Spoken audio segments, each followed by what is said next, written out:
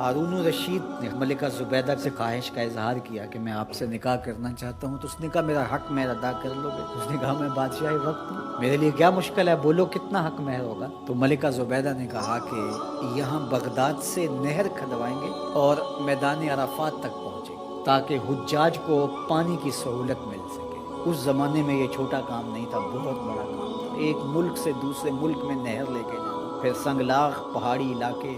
اس نے کہا مجھے منظور ہے۔ نہر کھدنے لگی، جب نہر مکمل ہو گئی اور سارے اخراجات کا حساب ملکہ زبیدہ کے ہاتھ میں جب دیا تو ادھر دجلہ سے پانی چھوڑ دیا گیا تھا، تو اس نے وہ سارے کاغذات یوں پھاڑ کر کے پانی میں پھینکتے ہوئے کہا ترکنا الحساب الی یوم الحساب، ہم نے اس حساب کو یوم حساب پہ چھوڑ دیا۔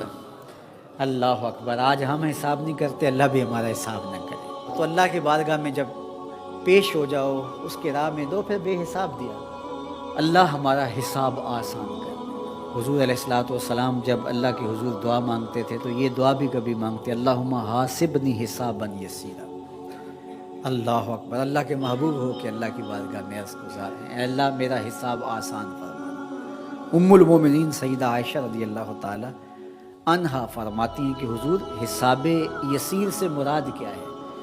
تو آقا کریم نے فرمایا کہ بس اللہ کے حضور پیشی ہوگی، اللہ حساب دیکھے گا اور یوں ہی معاف کر دے گا۔ جس کا پھر حساب شروع ہو گیا فرمایا وہ ہلاک ہو گیا۔ اگر کسی کی جانچ پڑتال شروع ہو گئی تو پھر وہ نہیں بچ پائے گا۔ تو اللہ سے یہ بات عرض کرو کہ مالک میرا حساب یسیر فرما، آسان حساب، بلکہ مالک تو کریم ہے، تو نہ ہی حساب لینا، تو یوں ہی معاف کر دینا۔ تو اللہ کی بارگاہ میں جب ہم کہتے ہیں ربنا آتنا فی الدنیا حسنۃ وفی الآخرۃ حسنہ، تو حسنہ آخرت سے مراد ہوتا ہے مالک میرا حساب آسان ہو، فضائے اکبر کے دن میں امن میں رہوں، اور مالک تو جنت میرا مقسوم فرما دے۔ اور آخری جملہ اس دعا کا وقنا عذاب النار، اور اللہ مجھے آتش دوزخ سے بچا لے۔ حسنات آخرت جب طلب کی تو اس نے دوزخ کے نجات کی دعا شامل تھی، کیونکہ جب دخول جنت کی دعا ہو گئی تو دوزخ سے بچیں گے تو جنت میں جائیں گے، لیکن الگ سے اس کا ذکر کر دیا گیا اس کی ہولناکی کی وجہ سے کہ وقنا عذاب النار، اے اللہ مجھے آتش دوزخ سے بچا لے۔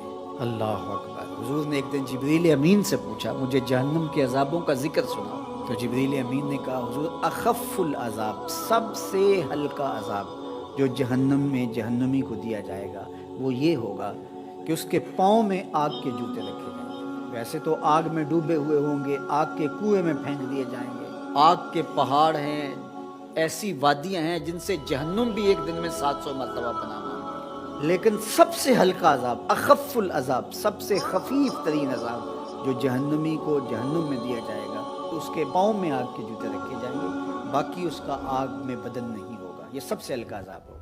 لیکن یغلی منہما دماغہ، ان آگ کے جوتوں کی شدت اور حدت اور گرمی اور حرارت اتنی ہوگی کہ اس سے دماغ پگھل کے ناک اور منہ کے راستے سے باہر آنا شروع ہو جائے گا۔ یہ سب سے ہلکے عذاب کی کیفیت، جو سخت عذاب ہیں اللہ یعذ باللہ۔ تو اس لیے آتش دوزخ سے پناہ مانگو کہ اللہ مجھے آتش دوزخ سے بچا۔ اس دنیا کی آگ سے فرمایا 70 گنا زیادہ تیز ہے وہ آتش دوزخ، اور وہ بدن کے ساتھ چپک جائے۔ یہ تو صرف جلاتی ہے اور خشک کرتی ہے، وہ آگ بدن کے ساتھ جسموں کے ساتھ چپک بھی جاتی ہے اور جدا نہیں ہو پاتی، تارکول کی جیسا لوک چپک جاتی ہے، اس طرح وہ آگ چپک جائے گی بدن کے ساتھ۔ اللہ یعذ باللہ، اس کا ایک انگارہ اگر پہاڑ پہ رکھ دی جائے، دنیا کے پہاڑوں پہ، تو پہاڑ پگھل جائیں۔ یہ ہے اس آگ کی شدت اور اس آگ کی حدت۔ جہنمی کو اگر جہنم سے نکال کر اس دنیا کی آگ میں ڈالا جائے تو اس کو نیند آ جائے، وہ آگ اتنی سخت۔ 70,000 زنجیروں میں